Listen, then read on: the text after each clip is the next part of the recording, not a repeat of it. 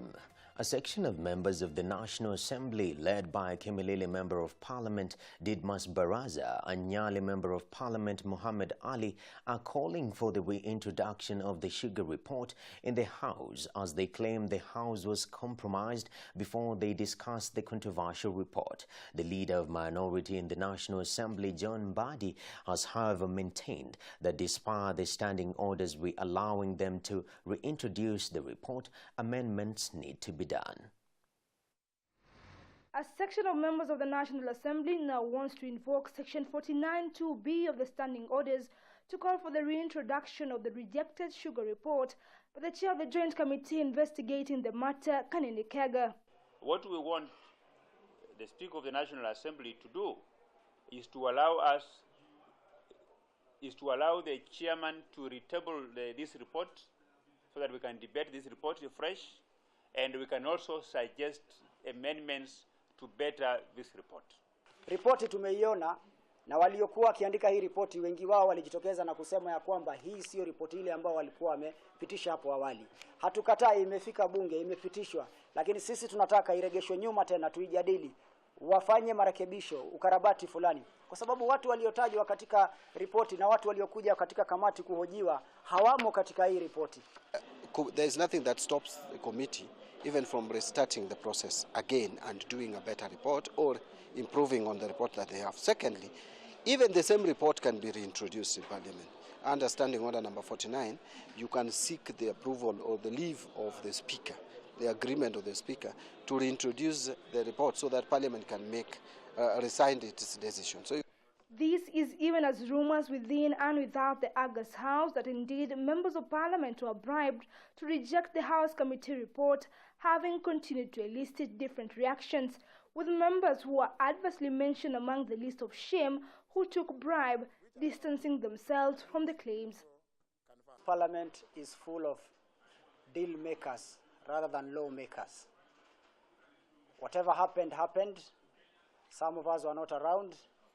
But if it is true indeed, then action must be taken against those few members of Parliament who are bribing the rest of the members of Parliament to pass a bill that is not for Kenyans. To say, I don't have evidence of having seen anybody being bribed, but I have evidence that I was not bribed.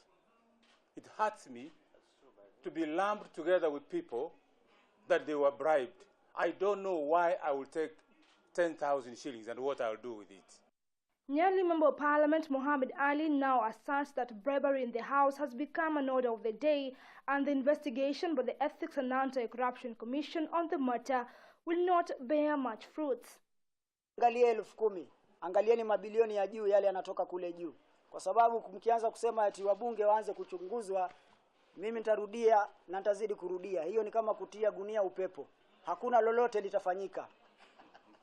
Sisi wabunge wachanga katika bunge hili la taifa tuna tabu sana. Hata kuzungumza katika hili bunge ni tabu. Ofisi ya Speaker Justin Muturi aangalie kabisa, kuna kateli huko ndani pia. Inachunguza nani anaongea, wakijua Tindi Mwale atatetea vizuri wananitoa kwa hiyo list. Wakijua huyu amekula mlungula ya 10,000 anawekwa kwa hiyo list. The shooting down of the sugar report has been faulted by some members of Parliament led by the Greater South Member of Parliament Simbarati, but Minority Leader John Mbadi has accused the committee of undertaking shoddy investigations. the recommendations, what have they said about caps? Nothing. What have they said about the entities that probably brought in to this country sugar that is unfit for human consumption? Nothing. So what they did was just to shift attention to political recommendations, in my view. Homa Bay Town Member of Parliament Peter Kaluma alludes that indeed the trashing of the report was ill-meant, which might quantify the claims that naked bribery happened in the House. The committee may have been thought to be weak, but you don't kill your child because he's born lame.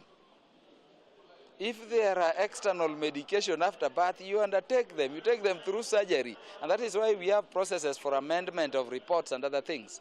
You take the steps to amend, to bring up those firm conclusions you want. You don't kill it. The valid concern, however, is whether the legislators decided to politicize the matter instead of looking into the report in its entirety.